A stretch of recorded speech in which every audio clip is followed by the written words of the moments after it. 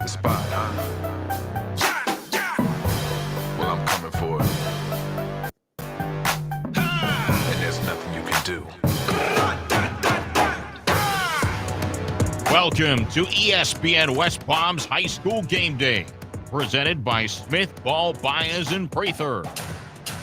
Here's your host, Theo Dorsey. Week 2. We're going to make it do what it do, baby. It's your boy, Theo Dorsey, and welcome on in to ESPN West Palm's High School Game Day, presented by Smith Ball Baez and Prather. We got some action tonight. We got some contention tonight. Matter of fact, I look at our top 10 poll, and it's in shambles because we had a lot of controversy in the form of upsets. Some big-time teams in the area taking some sufferable losses. But we'll see how all of that pans out because we start with one of the hottest games of the night, one of the biggest action-packed games we had, and we got to start Thursday night in Palm Beach Central. Almost said in West Boca because the Bulls were almost making it feel like it was their home, the way that they wrecked shop out there in Wellington. It was a whiteout night for Palm Beach Central. First drive for West Boca, they said white that out. Come on, Jaden Lockhart, right to the right side of your screen, punching it in for 6. Second drive, it's going to be Trey Moran. Just a little outside run to the left. We're trying both sides of the defense, both of them working out well for the Bulls. Palm Beach Central right here trying to make something out of nothing. Chance Rowson, that's an interception. We're going the other way. And then here for the defense of West Boca, the Bulls forcing a fumble, picking it up.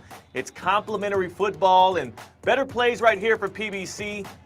A punt right here from kicker Ethan D'Agostino, and watch the man come in pursuit. This is your kicker making a play. Look at that. I mean, come on. That's retribution for what Sean Taylor did in that Pro Bowl game right there. Right before the half here, a second touchdown from Jaden Lockhart. The man was not through, rocking 24 in that blue. Third quarter, Mason Mallory, Jaden Elder, another score. I'm losing track of how many of these they're getting, but thankfully I have a script in front of me. 28-7 right here late in the quarter in the third, and that game would be wrapped up just like that. 28-7 West Boca. After the game, here's Coach Potts. Well, we play a lot of kids here, not just offensively, but defensively, and that's something we've always, taken pride in is trying to play a lot of kids and using a lot of different personnel groupings because I think it makes us very hard to defend. We got 2 quarterbacks that can play at a high level. We have 4 running backs. We play 7, 8 offensive linemen. We play multiple tight ends. We can be in 20 personnel, 21, 31. So we have a lot of different personnel groupings. So we try to treat it almost college-like, where we want to give teams a lot to prepare for. And I think we took the next step last night as an offense of really opening up our pass game. I just finished up the stats. I think we were right around 190 rushing and 185 passing. So that's what we're looking for every week. We want to be a very balanced attack and I think, and very efficient. Both quarterbacks were Mason 10 for 13, Trey for 7 for 10 last night. Very efficient last night. All right, let's call this one a loser goes home matchup. We had number 10 Kings Academy at number 9 Fort Pierce Westwood, of course.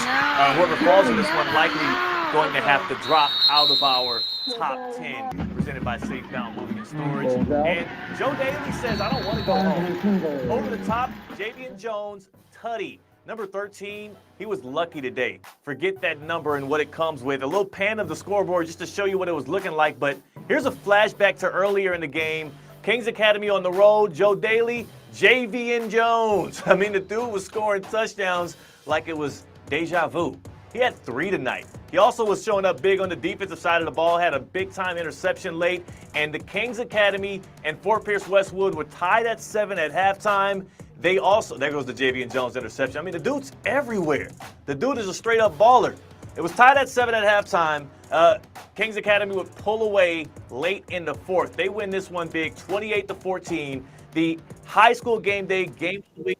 HSS Florida, and it was highlights left and right. A nice PBU right there from their DB. Kings Academy getting the win, staying undefeated, and likely rising in our rankings. Let's head on over to Delray Beach. Speaking of rising in the rankings, it don't get no higher than number 1. Welcoming in a team from Jonesboro, Georgia. And they were unfriendly guests, or hosts, excuse me. They're going to have a long trip back to Jonesboro, almost as long as this pick 6 from Shamar Scruggs, excuse me.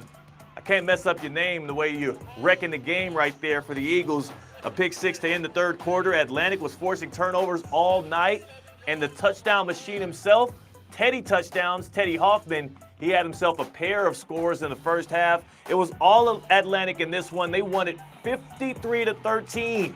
The Eagles, they've won 7 straight regular season games dating back to last year, and they haven't lost a home regular season game in nearly 2 years. Here's myself and Coach Jamel Murray, second year on the game, and looking like a team that's unstoppable following tonight's big win. A 40-point victory, 53-13 over Jonesboro out of Georgia, a state playoff team out there in the Peach State last year. And coming off of that, we bring in Atlantic head coach Jamel Murray, fresh off of victory. Coach, I mean, let's just start here. What do you even tell the Eagles now that y'all are 2-0 and you just got a dominant home win over a team that's contending for the playoffs out there in Georgia? Just to enjoy the win, of course. Enjoy the win, of course, and from there, just continue to keep them grounded. Once again, the 48-hour rule. Have fun, enjoy it, enjoy the moments, pass it on with your teammates, and then when we get back to work on Monday. You got the Scruggs pick six in that game. You had a lot of turnovers. It was really the defense was working like a well-oiled machine, and that Correct. offense that we've seen since the Kickoff Classic and really even since the 7-on-7 is always firing. What part right now do you think that y'all do need to hone on even more? It feels like everything's working for you right now on the gridiron. I say consistency for the most part, and that leads to along with execution. So just being consistent and executing can push us to a different level, because there can be a time where we aren't consistent and we don't execute, and that can put up 7 on the board against us. I mean, how big has it been? Just 2 regular season games into the Teddy Hoffman, or as we call him around here, Teddy touchdowns experience. He had 2 in the first half. How much different is your offense injecting a talent like him into it? It's very different. Makes us more dynamic. I think Teddy's the best receiver in the county for sure. Should be recognized amongst the state. He does it all. He isn't just a go ball guy. He isn't a screen guy. Teddy can get it done in all areas, and he also blocks it. The way he motivates his teammates when it's their turn to make plays as well. So it's just a big boost with him on the field. Coach Murray talking about the prolificness of that offense, and also, again, the well-rounded game that has y'all right now currently ranked as the #1 team in the area. For you, having the team working like this, how much have you seen the city of Delray, just the community all around, pour into what's happening right now? Because they love it, right? When Atlantic is on top, it feels like the whole community rallies around. Of course, and it's a great feeling. It's a great feeling. Like I said, coming from Delray Beach, playing at Atlantic High, I know the ups and I know the downs. So it's a big football place. We talk about it a lot. Things that we want to happen within the program, how that connects to the city, and just using that energy from those fans, from family members, to keep pushing that on the field and producing on Fridays. I got to ask you, too, not about something that happened tonight, but last week, Lincoln Graff stopping on a dime. How many times did y'all, go back to that one during film this week? How proud was he of that touchdown run? Extremely proud. He came off the field, celebrate with Coach JP, our offensive coordinator. It's just good to see that part of his game flourish, and we talked about that earlier. Lincoln's always had the ability to run, but I think just his understanding and his level of the game now, and just being a veteran, where that part comes into it, and now he's able to showcase all of his abilities. It's like you guys, like we see it around the area. There's a lot of teams that have a lot of great weapons. You have the quarterback to go along with it that adds to that offense, so it really helps y'all make feel kind of unstoppable on the other side. And one last one for you on the way out the door. What's been the moment early on in this season, whether it was in the Kickoff Classic, maybe it was in the offseason, or maybe through these first 2 regular season games, where you've realized that this team can be this dominant, a squad that's, again, knocking off an out-of-state opponent in Jonesboro by 40 points at home? What have you seen? What singular moment have you seen out of this squad that lets you know that this is the consistency that y'all can deliver? Just the way they work over the summer from the weight room, but I know it's not all of the game or the full aspect, but these 7-on-7 tournaments, the Kaiser tournament was really big for us, and the UM7-on was really big. And I think it gave our kids a lot of confidence, knowing what they could do, and they saw the potential. And we have a mature bunch, so they get together, they talk about what they can do, what they want to do, and they push one another. So it's just a great thing. And I say if I had to pick one or two, I say that Kaiser 7-on really put us in a position to believe that we have something to be proud about and something just that can lead us to another level. I said it back then, I'll say it again. Them Eagles going to be hard to stop this year. Also, typically hard to contend with. Number 8, Treasure Coast. Well, they had Jensen Beach on Thursday. And Treasure Coast, I mean, this is all about defense right here. You're having a good time. You're leaping in the end zone. You're making things shake. It's just 7-6 right now, and Jensen Beach going to answer late with the arm of Jonathan Ahern. Oh, man. That makes it 7-6. Jensen with a bit of a lead there. I said the wrong score earlier, but at least I corrected myself. And I better correct myself if I'm talking about those Falcons. Look at the way they're hitting in the backfield. Getting after it on the road. Jensen Beach going to follow that up with a field goal. And it's 9-7 Falcons in the fourth quarter. I know math is feeling a little funky, but here's the field goal that would make it 9-7. It was actually earlier 7-6 Treasure Coast with the lead, so that makes sense now in your head. It makes sense to me as well. The Titans, though, would have one more chance. A field goal late to pull out the win, but not quite. A doinker off the post. Jensen Beach wins a defensive struggle 9-7. That's 7 straight regular season wins for Jensen. Treasure Coast takes their first loss to a team on the Treasure Coast. That's not Vero Beach since 2018. We got Buckles visiting number 4 Vero Beach. And if you know anything about Vero Beach, the Fighting Indians, they don't lose often, and they especially don't lose at home. They've got the top dogs, though, ranked number 18th in the state, Buckles Bobcats in town. A good start for Champ Mons. That was Jarvis Jacobs he found in the opening score there. And then in the second quarter, Jannard Young. He makes it happen himself. Vero Beach had a 17-10 lead at the intermission. Third quarter tied again. Mons doing it himself. Vero Beach with the lead. I mean, you gotta ball out at home for that hometown crowd to make them roar, get them on your side, but the lead would slowly slip away. The Bobcats late in this one. The big fellas paving the way, and they seal it with a rushing touchdown, 38-23, Vero Falls. You're watching ESPN West Palm High School Game Day.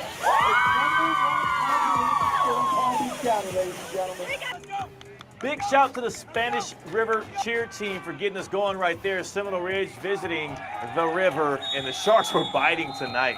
Come on, man. You know the name already. Here goes Champ Smith getting it done with his arm and his legs in the first half. And a back-and-forth battle in this one. Seminole Ridge would take the lead here, 16-13.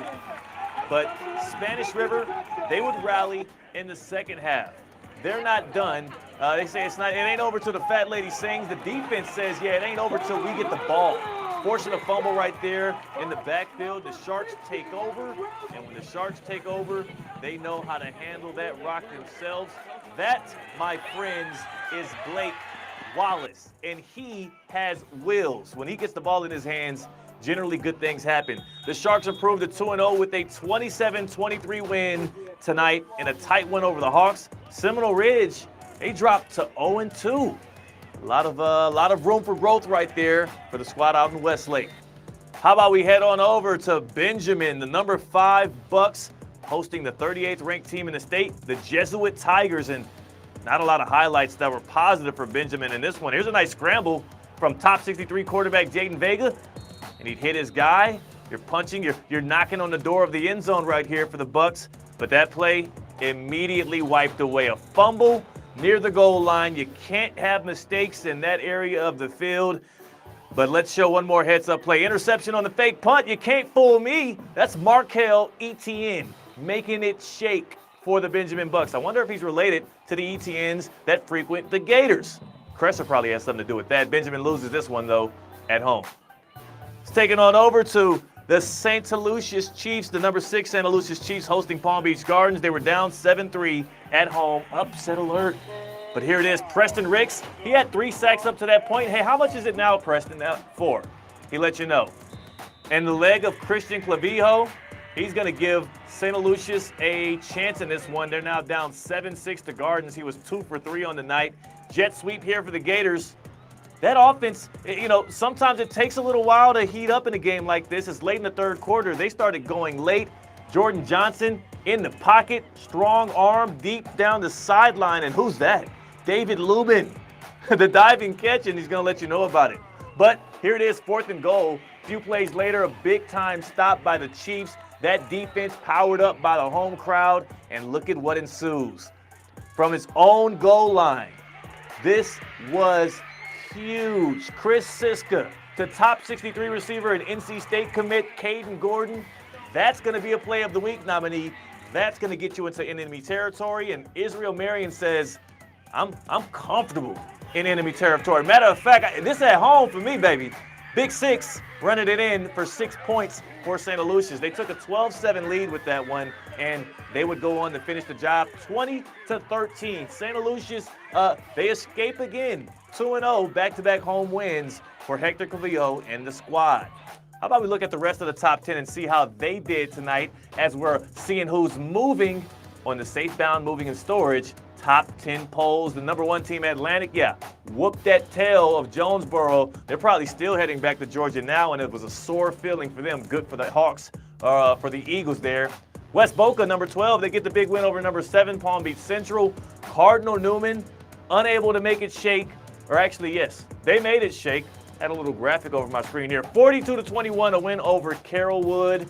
Vero Beach, they fall at home to Buckles 38-23. You see Benjamin 31-3. They fall to Tampa Jesuit. And Palm Beach Gardens almost got the upset, but Santaluces held on 20-13.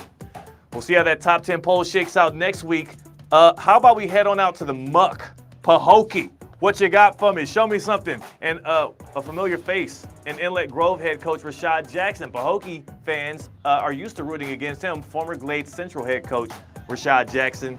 Scoreless in the second. Rashawn Brown says, I'll take care of that. Big time tutty.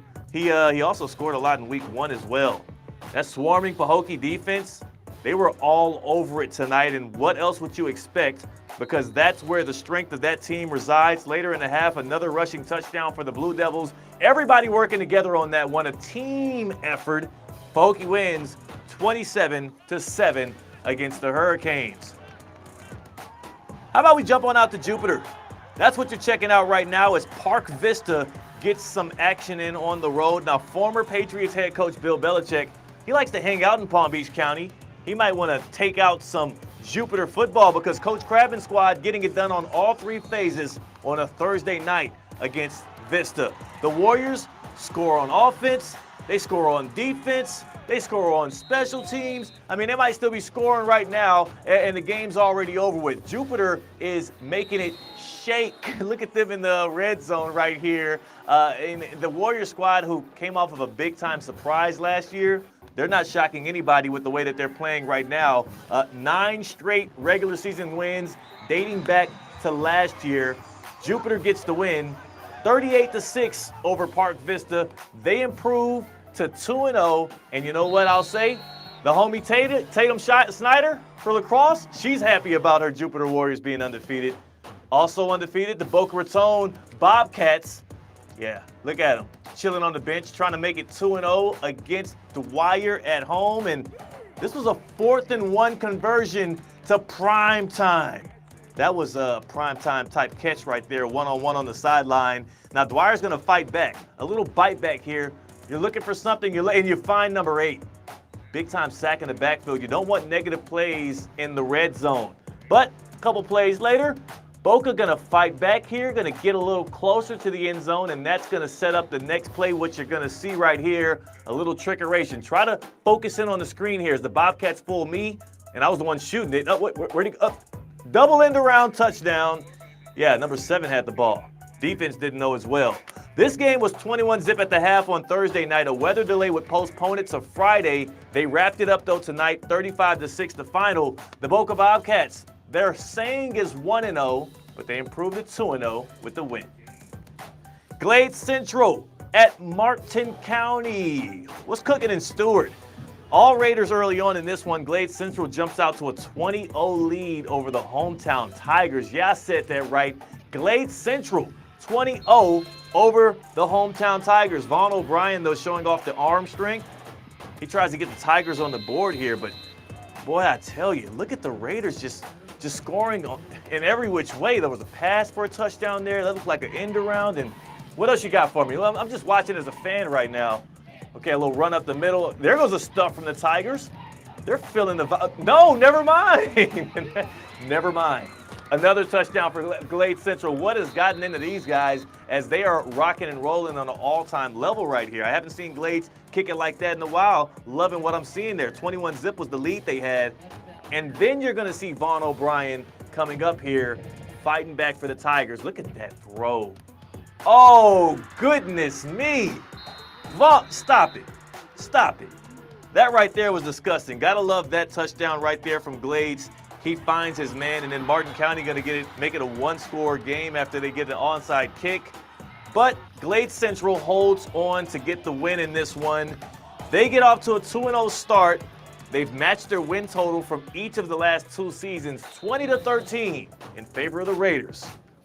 Suncoast at Dr. Joaquin Garcia. Now, Garcia was up 28-0 in the first quarter over Suncoast, and that's where we're going to tap in with those Bulldogs. Caleb Butler, this is his third touchdown of the day to Zion Vilma, and let's see if he can count it out for us because I'm bad at math. How many is that, Zion? At 3. All 3 of them actually went to number 11 as well. The dude is a beast. Sophomore at that. The defense dominant, just like the offense. Joseph Vives gets the sack, and they pick up the fumble off of it as well. And here's the Garcia running back, Jeremiah Davison. Rum, rum, rum. You gonna give me a hit after I score, brother? I already got the points. 35-0 right there for Dr. Joaquin Garcia. Caleb Butler later gonna find his guy, Mike Sinase, on the screen pass, and that juke, man. That juke, that'll pay some families, man. That'll get you some generational wealth when you can move like that in the open field. Speaking of moving and having balance, D'Angelo Murph, make him sing. 2-3 for the Tutty. 42-0 at that point for Garcia. They would win this one 56-0. They improved to 2-0. Now that's historic. That's huge. Last year was year 1 for this program. They scored 56 points in total all of last year and only won 1 game. They're now 2-0, and they just dropped 56 in one night. Let's move on out to Jupiter Christian as they host Oxbridge, another team that just re-sparked their football program. And Jupiter Christian gonna try and upset them right here. A huge matchup after the 35-33 finish from last year that the Eagles won. Tonight it wouldn't be that close. Josh Joseph flies in to force the fumble for the Eagles. Ensuing drive, the play action is ran perfectly. And top 63 guy, Gideon Douglas, he's an all-purpose yards kind of dude, and he fought for it right there. He gets the score on the outside. A few minutes later, deja vu. Douglas, I mean, who's going to stop that dude? I sure wouldn't try to line up and do it. Then he just flexed on us. I'm scared of you, Big Four. Relax. But stop it, man. You're scaring everybody, the fans included. Jupiter Christian wins this one 34-20. They're 2-0. Let's get on to some plays of the week because all of those highlights were great, but I mean, we got to rank them. We got to show you what was better than the others. So how about we start off with your first option for play of the week voting, and that's going to be Jupiter Christian's Josh Joseph, who flies in and forces the fumble, a game-changing play where you can create turnovers. That's not even a peanut punch. That's a helmet hit, like a headbutt to force the ball out, and that's going to get your team some scores. Option number 2, and again, you can vote on these options at ESPN Top 63 on Twitter. That is Santaluces' Caden Gordon, who's going to go down the field here. And, I mean, check this out. Like, huge catch. At this point, the Chiefs' offense had been stale and stagnant all night, and that broke things wide open. Just getting open for your quarterback, giving him a big catch radius, and then also having the hands to reel it in. And a little bit of coverage right there. Big time play right there. That's option number 2. Option 3, we head on out to Delray Beach. Shamar Scruggs. I got to get your name right, Big 7, because you're adding 7 to the board with this pick 6. I mean, that thing was like at least 60, 70 plus yards, a game-flipping, game-breaking, back-breaking play from Scruggs right there. Jonesboro came in from Georgia thinking they'd have a nice date with a South Florida team. They went home sad thanks to plays like that from Scruggs. I mean, he almost fielded that thing like a punt. Option 4, Palm Beach Central punter Ethan D'Agostino. He punts it, and most people would say, hey, my job's done. All right, somebody else tackled the guy. Somebody else filled this punt. I did what I was supposed to do, but not Ethan. Boom! Yeah, that's laying the wood, big dog. Yeah. He said, my value is not just in my leg, it's also in these shoulder pads, and you're going to feel all of it. Ethan D'Agostino with the big hit. That's option 4 for your plays of the week. Make sure you hop online, jump on Twitter, and go to @ESPN Top 63 or on Instagram @ESPN West Palm and vote. Vote, people. Make your voice be heard. I mean, that's what it's there for you. Let's keep it going, though, because we also have, actually, I kind of, my show notes here are getting lost. Is the play of the week where we finish it? The play of the week is where we finish it. That's it for week 2. We're still figuring it out here as well at ESPN West Palm High School Game Day. Again, High School Game Day presented to you by Smith, Ball, Baez, and Prather. Thank you to all my shooters tonight that brought us these great highlights. Appreciate you to all the players on the field that made those highlights happen. And to the fans, the coaches, the referees, and everybody involved, I love it. I absolutely love it. We can't wait to type back in with you next week for another one for week 3. It's going to get even more exciting. Kay Chumsland on the TD, making things shake. Brian Rowitz making it shake from the other room as well. I appreciate you all. What a lovely night we had. And we'll see you next Friday right back here on High School Game Day. I'm Theo Dorsey. Have a good night.